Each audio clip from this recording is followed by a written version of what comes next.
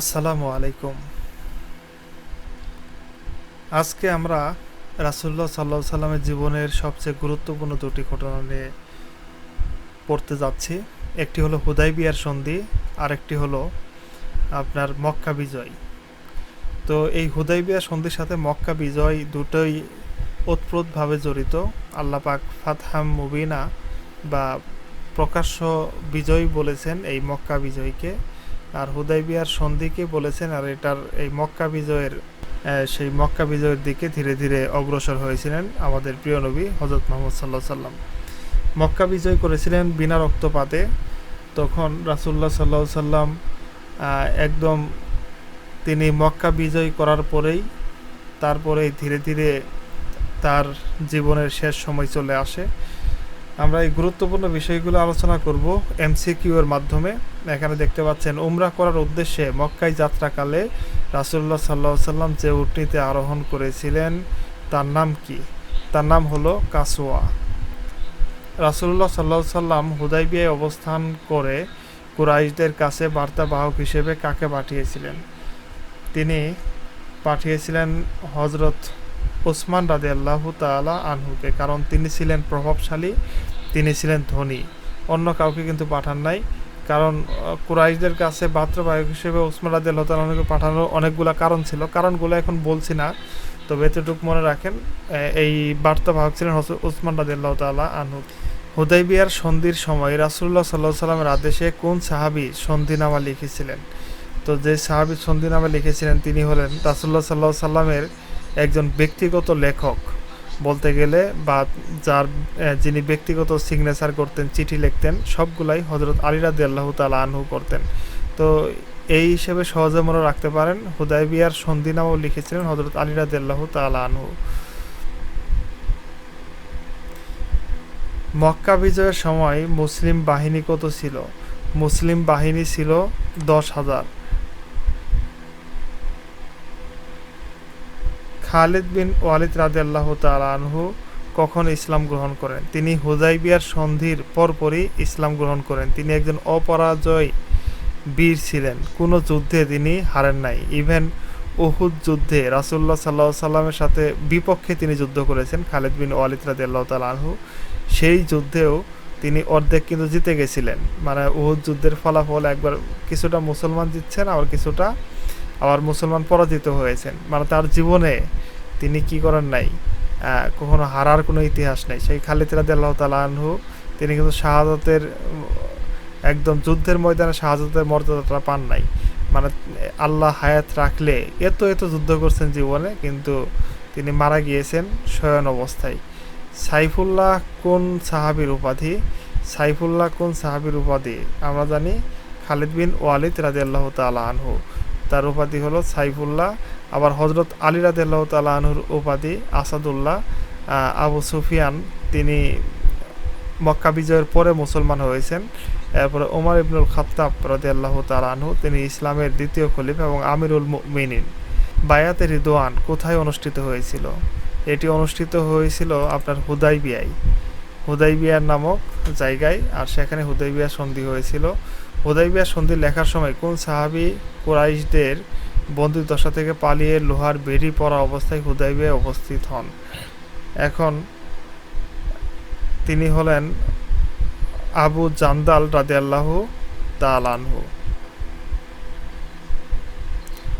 হুদায়বিয়ার সন্ধি কত হিজরিতে স্বাক্ষরিত হয়? এটা গুরুত্বপূর্ণ, আপনারা এটা অবশ্যই মনে রাখবেন। হুদায়বিয়ার সন্ধি 6ষ্ঠ হিজরিতে স্বাক্ষরিত হয়, আর এটা 6ষ্ঠ হিজরির জিলকত মাসে সংঘটিত হয়। এই সামনে তো জিলকত মাস আমাদের পড়তে যাচ্ছে, হয়তোবা 2-1 দিনের মধ্যে, তাই আপনারা এটা একটু খেয়াল করবেন। এর আগে রাসূলুল্লাহ সাল্লাল্লাহু আলাইহি সাল্লাম স্বপ্নে দেখেছিলেন তিনি মক্কায় প্রবেশ করেছেন এবং বাইতুল্লাহ তওয়াফ করেছেন। এটা কিসের আগে? মানে এখানে কিসের আগে রাসূলুল্লাহ সাল্লাল্লাহু আলাইহি সাল্লাম? এটা হুদায়বিয়া সন্ধির আগেই তিনি স্বপ্ন দেখছেন তিনি মক্কায় প্রবেশ করেছেন এবং বাইতুল্লাহ তওয়াফ করেছেন।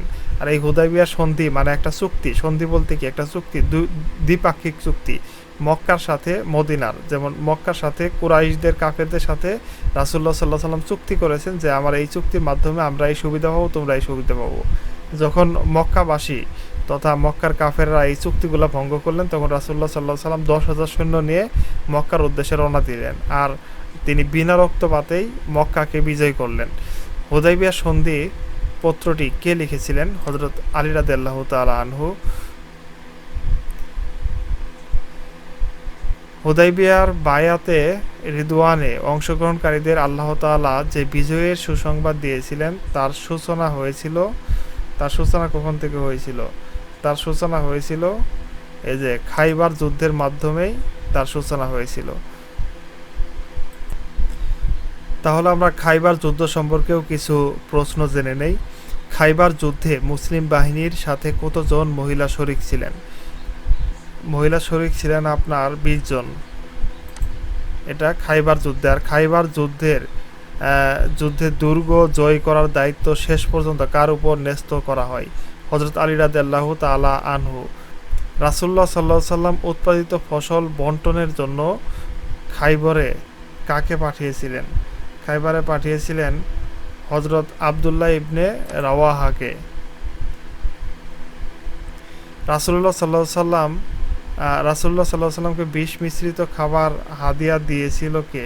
হাদিয়া দিয়েছিল হলো আপনার জৈনব বিনতে হারিস।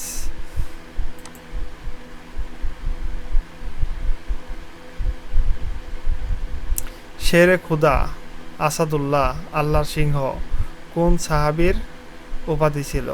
আর সেটা ছিল হযরত আলী রাদিয়াল্লাহু তাআলা আনহু।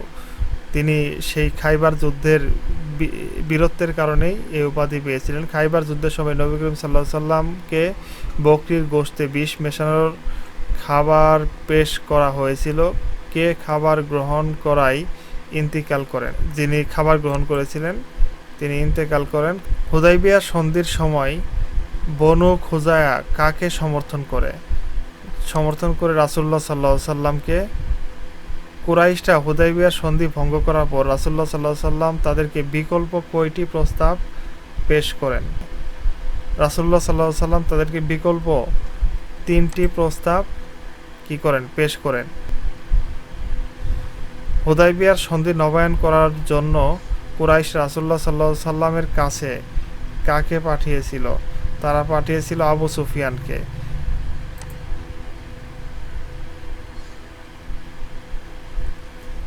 আবু সুফিয়ান কাকে বলেছিলেন যে আল্লাহর কসম, আমার থেকে আলাদা হওয়ার পর তুমি অনেক বদলে গেছো? তিনি বলেছিলেন উম্মুল মুমিনিন উম্মে হাবিবা রাদিয়াল্লাহু তাআলা আনহাকে। কোন সাহাবী রাসূলুল্লাহ সাল্লাল্লাহু আলাইহি সাল্লামের মক্কা আক্রমণের বিষয়টি কুরাইশদেরকে জানানোর উদ্দেশ্যে গোপন পত্র লিখে তাদের কাছে পাঠিয়েছিলেন? তিনি হলেন হাতেব ইবনে আবি বালতা।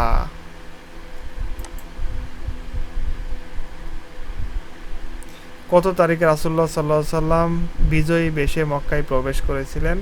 রাসূলুল্লাহ সাল্লাল্লাহু আলাইহি সাল্লাম মক্কায় প্রবেশ করেছিলেন 8ম হিজরির 21শে রমজান শুক্রবারে। তো এই তারিখটা আপনারা খেয়াল রাখবেন। 8ম হিজরির 21শে রমজান শুক্রবারে যিনি মক্কা বিজয়ের তারিখ, এটাও আপনারা মনে রাখতে পারেন যে মক্কা কোন তারিখে বিজিত হয়েছে। রাসূলুল্লাহ সাল্লাল্লাহু আলাইহি সাল্লাম মক্কা বিজয় করার পর কাবা শরীফের চাবির দায়িত্ব কাকে দিয়েছিলেন? কাবা শরীফের চাবির দায়িত্ব দিয়েছিলেন ওসমান ইবনে তালহাকে। আর তিনি বলেছিলেন যে তোমার পরিবারের কাছ থেকে এই চাবি যে ছিনিয়ে নেবে সে জালেম, এই কারণে আজও তার বংশ পরিক্রমায় তার পরিবারের কাছেই সেই চাবিটা রয়ে গেছে। কোন সাহাবী আবু সুফিয়ানকে ইসলাম গ্রহণ করার জন্য রাসূলুল্লাহ সাল্লাল্লাহু আলাইহি সাল্লামের কাছে নিয়ে যান? তিনি হলেন হযরত আব্বাস ইবনে আব্দুল মুত্তালিব রাদিয়াল্লাহু তাআলা আনহু, যিনি রাসূলুল্লাহ সাল্লাল্লাহু আলাইহি সাল্লামের চাচা ছিলেন, চাচা আব্বাস। মক্কা বিজয়ের পর রাসূলুল্লাহ সাল্লাল্লাহু আলাইহি সাল্লাম কতজনের ব্যাপারে হত্যার নির্দেশ জারি করেছিলেন? তিনি 9 জনের হত্যার নির্দেশ জারি করেছিলেন। মক্কার বিভিন্ন বিষয় ও হজ ব্যবস্থাপনা আঞ্জাম দেওয়ার জন্য রাসূলুল্লাহ সাল্লাল্লাহু আলাইহি সাল্লাম কাকে আমির নিযুক্ত করেন? আত্তাব ইবনে ওসাইদ রাদিয়াল্লাহু তাআলা আনহুকে কত হিজরিতে মক্কা বিজিত হয়? আমরা জানি যে ষষ্ঠ হিজরিতে হুদাইবিয়ার সন্ধি, ষষ্ঠ হিজরিতে হুদাইবিয়ার সন্ধি, আর মক্কা বিজয় হয় তার 2 বছর পরে অষ্টম হিজরিতে রমজান মাসে মক্কা বিজয় করেন।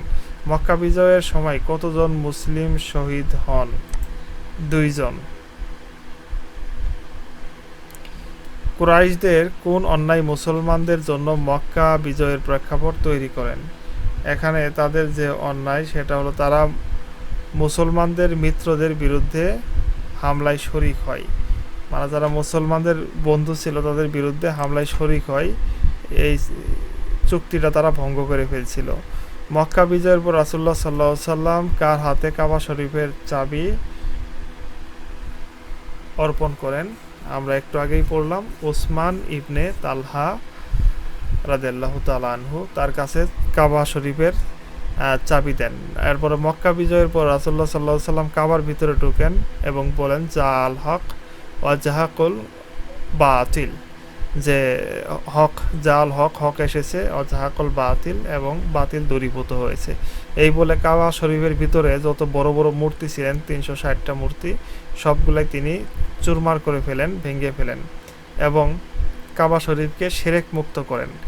তারপরে রাসূলুল্লাহ সাল্লাল্লাহু আলাইহি সাল্লাম সেই কাবা শরীফের চাবি দেন ওসমান ইবনে তালহা রাদিয়াল্লাহু তাআলা আনহুর কাছে। এখনও তার বংশ পরাক্রমই তাদের কাছেই রয়ে গেছে। এই হলো মক্কা বিজয়, হুদাইবিয়া সন্ধি, এরপরে খাইবারের যুদ্ধ। তো এই হুদাইবিয়া সন্ধি মূলত খাইবারের যুদ্ধের পরপরই আসছে। তার হুদাইবিয়ার সন্ধির অনেকগুলা আপনার ধারা আছে, সেখানে চুক্তি ছিল, সেই চুক্তিটা কাফেররাই ভেঙেছে। তারপরে সেই ভাঙ্গার পরে রাসূলুল্লাহ সাল্লাল্লাহু আলাইহি সাল্লাম তারপরে তিনি অ্যাকশনে গেছেন। অ্যাকশনে যাওয়ার আগেই তারা সব আত্মসমর্পণ করেছেন, যে কারণে বিনা রক্তপাতে মক্কা বিজয় হয়েছে। আমরা এই বিষয়গুলা অনেকেই জানতাম, প্রশ্ন আকারে পড়লাম। কেমন লাগলো আপনাদের অবশ্যই জানাবেন। আর পরবর্তীতে আর সময় খুবই কম, দোয়া করবেন আমার জন্য, আপনাদের জন্য দোয়া করি। যারা এখানে আমার ক্লাস করছেন আমি চাই সকলেই ইসলামী বিশ্ববিদ্যালয়ের সদস্য হয়ে যান। এই দোয়া, এই শুভকামনা। আসসালামু আলাইকুম।